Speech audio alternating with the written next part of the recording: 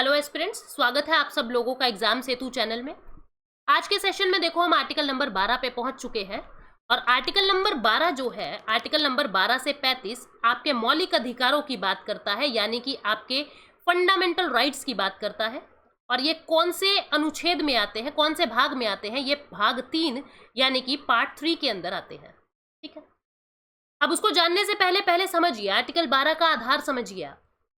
ऐसा कहा गया है कि स्टेट अगर कोई ऐसा लॉ बनाता है, ऐसा कानून बनाता है, जो कानून आपके फंडामेंटल राइट आपसे छीन रहा है, आपके मौलिक अधिकार आपसे छीन रहा है, तो सुप्रीम कोर्ट उस लॉ को इलीगल यानी कि इनवैलिड कर देगी, यानी कि अवैध कह देगी और उसको रद्द कर देगी, उसको खत्म कर देगी।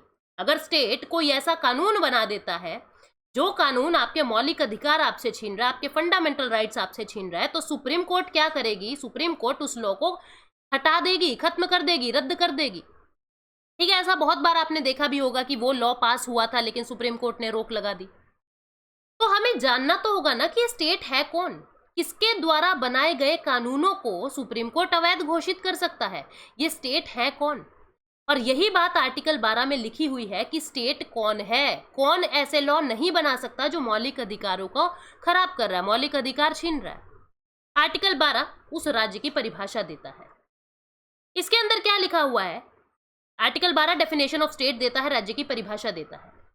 राज्य में भारत सरकार और संसद शामिल है। भारत के क्षेत्र के भीतर या सरकार के नियंत्रणाधीन सभी राज्यों और सभी स्थानीय व अन्य प्राधिकरणों के विधानमंडल शामिल है। अब यहाँ पे थोड़ी सी कंफ्यूजन हो रही है, इसने क्या क्या कहा? गवर्नमेंट इंक्लूड है, पूरी अपनी जो भारत की सरकार है। पार्लियामेंट इंक्लूड है स्टेट की परिभाषा में। लेजिस्लेचर यानी कि राज्य की सरकार और राज्य का विधानमंडल शामिल है, स्टेट लेजिस्लेचर और स्टेट गवर्नमेंट शामिल है।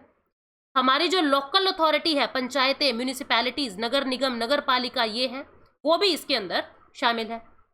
और कोई भी ऐसी चीज जो भारत सरकार के कंट्रोल में हो, जैसे कि भारत हैवी इलेक्ट्रॉनिक्स लिमिटेड, जैसे जितने भी पीएसयू है। पीएसयू क्या होती है? पब्लिक सेक्टर अंडरटेकिंग, ऐसी सरकारी कंपनी जिसके अंदर सरकार 50% से ज्यादा की हिस्सेदारी रखती है, उसको हम पीएसयू कहते हैं। जिसमें 50% के ज्यादा शेयर भारत सरकार के हैं, उसको हम पीएसयू कहते हैं, पब्लिक सेक्टर अंडरटेकिंग। वो भी स्टेट की परिभाषा में आती है। ये जितने मैंने सर्कल किए हैं, मतलब कि भारत सरकार, संसद, राज्य सरकार, राज्य विधानमंडल, स्थानीय सरकार, ये सब स्टेट की परिभाषा में आती हैं। और ये सब लोग ऐसा कोई भी कानून नहीं बना सकते जो आपके मौलिक अधिकारों को तोड़ रहे हैं। देख लेते हैं कौन कौन आते हैं। भारत सरकार यानी जितने भी हमारे मंत्री हैं, जितने भी हमारे मंत्रालय हैं, जो विभाग है, सेना है, सार्वजनिक उपक्रम है, ये सब भारत सरकार में आ गए। संसद, Lok Sabha, Rajya Sabha, speaker, deputy speaker, उनके सभी सदस्य, एमपी, एमएलए, वो सब लोग। राज्य सरकार, राज्य के सभी मंत्री, मंत्रालय, सचिव, ठीक है, जितने भी मिनिस्टर्स हैं वो सब लोग, वो भी स्टेट की परिभाषा में आते हैं। स्टेट लेजिस्लेचर, राज्य विधानमंडल यानी कि परिषद, राज्य परिषद जो है, मतलब लेजिस्लेटिव असेंबली, काउंसिल, स्पीकर, जितने भी लॉज बनाए हैं लेजिस्लेचर ने, वो सब स्टेट की परिभाषा में आती है। लोकल अथॉरिटी जैसे नगर पालिका, पंचायत, नगर पंचायत, संगठन, एलआईसी, ओएनजीसी वगैरह, गेल, भेल, सेल, ये सब। ये लोकल ऑफिशियल्स जैसे कि आयुक्त, कमिश्नर है, कलेक्टर है, आईएएस ऑफिसर है, पुलिस है, गवर्नमेंट है, बस ड्राइवर है, ये सब लोग जिन्हें सरकारी कहा जाता है, वो सब स्टेट की परिभाषा में आते हैं। और ये जो भी आपको स्क्रीन पे दिख रहा है, ये कोई भी ऐसा कानून नहीं बना सकते जो किसी के मौलिक अधिकारों को छीन रहा है। ठीक है, आर्टिकल 12 में ये लिखा हुआ है। आप देख रहे हो यहाँ पे सुप्रीम कोर्ट का या हाई कोर्ट का जिक्र नहीं है, या जिला न्यायालयों का, डिस्ट्रिक्ट कोर्ट का जिक्र नहीं है। क्यों नहीं है? क्योंकि न्यायालयों को, न्यायालय सरकारी तो होते हैं, न्यायालयों को राज्य नहीं मानते। क्यों नहीं मानते? राज्य की परिभाषा में, स्टेट की डेफिनेशन में क्यों नहीं मानते कोर्ट्स को? देखो, आपको पता है, सुप्रीम कोर्ट हो, हाई कोर्ट हो, डिस्ट्रिक्ट कोर्ट हो, आपको फांसी की सजा देती है ना? आपको फांसी की सजा दे सकती है, आपको जेल में बंद कर सकती है ना? आपको सजा दे रही है।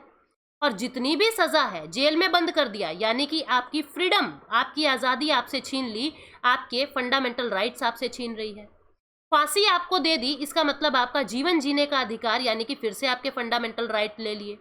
कोई भी सजा ले रही है यानी कुछ ना कुछ फ्रीडम आपसे भारत सरकार, कोर्ट जो है वो ले सकती है, ले रही है।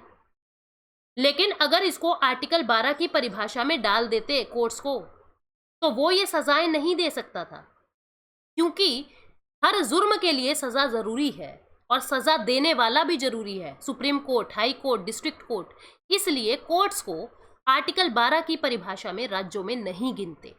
ठीक है, तो याद रखना, न्यायालय राज्य की परिभाषा में नहीं आएंगे, आर्टिकल 12 में नहीं आएंगे। उम्मीद करती हूँ आपको ये समझ आया है।